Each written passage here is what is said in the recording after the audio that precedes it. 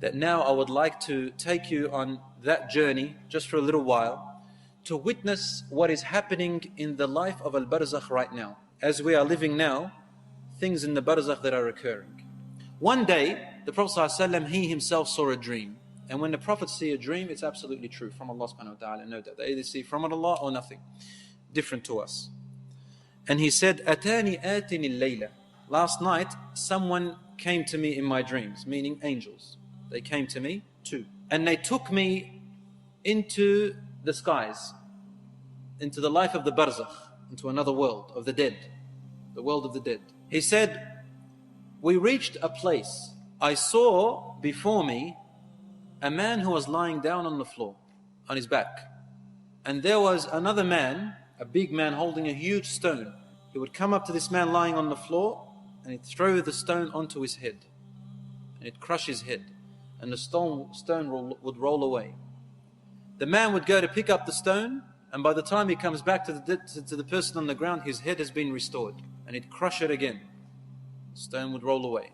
And he'd keep doing that over and over. So I asked them, who is this man on the floor, and why is that other man doing this to him? They said to me, move on, move on. Don't ask questions, keep going. He said, then we moved on. Then we passed by a man who had a hook,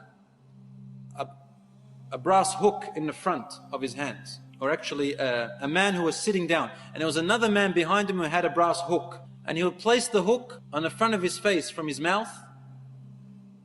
And he would rip his mouth and eyes and half of the face to his ear. Then he would come to the other side of his face and rip his other side of his face to the other ear. When he'd go to the other side, the first side is restored. Then he'd do the same to the restored side, and then the other side is restored. And then he'd do it again. And he'd keep on doing that over and over again. Prophet ﷺ asked, who is this person and why is that other man doing this to him? They said, move on, move on. He said, I reached a man who was swimming in a lake which looked like blood. And there was another man on the edge. He had stones in his hands. The man would swim to the other man. The other man would put stones into his mouth and he would have to swallow them and carry them across. And he would bring them out on the other side and he would come back, swim back, take another stone, put it on the other side and continuously do that. He said, why is this man doing this and who is the other man? He said, move on. They said, move on, move on. He said, we reached a place. He said, I saw men and women who were naked inside of what looked like a tannoor. Tannoor is like, in the olden days, this oven. They used to use these ovens to bake in their bread and stuff. Tannoor is very deep and hollow, and it has fire underneath it, very hot in there. He said, I saw men and women in a huge tannoor, huge, as much as the eye could see. And they were hanging in there, and the fire would burn from underneath and burn them, and they would all scream, and the fire would come back. Then it would burn them, and they'd all scream and come back. He said, who are these people and why is this happening to them? They said, move on, move on. He said, I reached and saw a man so tall that I could look up and barely see his face. But he was beautiful. He had a white beard. And around him were children. Lots and lots of children. In a beautiful garden. He said, who is this and who are these children? They said, move on, move on. He said, we moved on. And I saw a group of people, a group of men and women, people. One side of their body, of their face, was the most handsomest and beautiful that I've ever seen. And the other side of their face and body was the most gruesome and ugliest I've ever seen. Then they'd walk to a river and they'd bathe in it, and then the side that was ugly was restored to be as beautiful as the other side. And so they were completely beautiful as I've ever seen. I asked, who are these people and why is this happening to them? The angel said, move on, move on.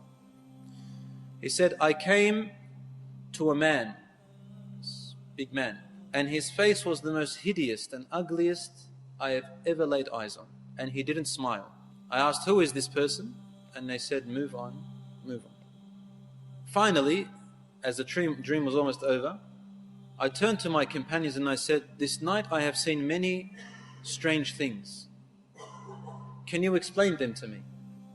And they told him, the first person that was having a man crushing his head is either, we don't know the exact tafsir here, either an example or it is real. Nevertheless, this is what will happen, or what it is happening to the person who dies before the Day of Judgment. He said that was a man who used to deliberately sleep past his duties, his prayers. يَتَثَاقَ رَأْسُهُ عَنَ الصَّلَاةِ. His head is too heavy to get up for his prayers.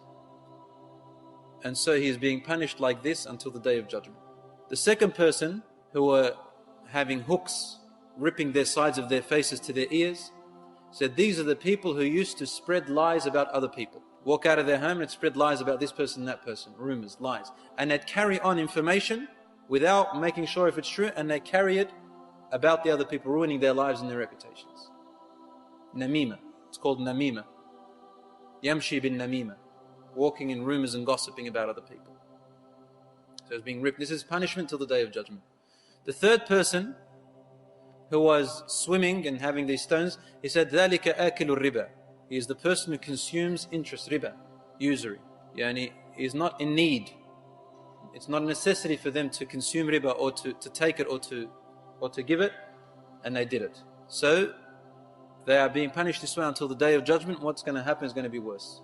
He said the people that were in the tanur, in that big huge oven underneath and screaming from the heat, were the adulterers and adulteresses, fornicators and fornicatresses of this ummah, of this nation.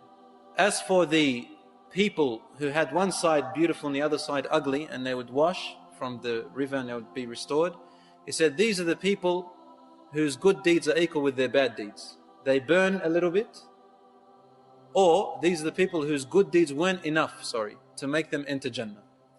So they have burnt for their bad deeds, and then they are saved from the fire, or they will be saved from the fire, and they will cleanse themselves from this river in Jannah, and they'll be restored.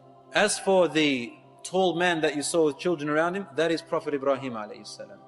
And those children are the children of believers and non-believers who died before the age in which the sayyat are placed upon them, for the age of maturity. As for the man who you saw was hideous and didn't smile, then this is Malik, the angel guardian of the fire, of hellfire.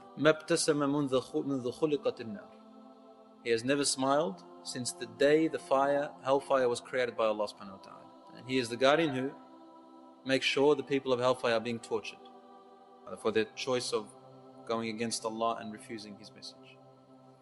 But these are examples of the things that are happening or will happen in the life of the barzakh. We ask Allah subhanahu wa ta'ala to save us from those punishments. Ameen ya Rabbal Alameen.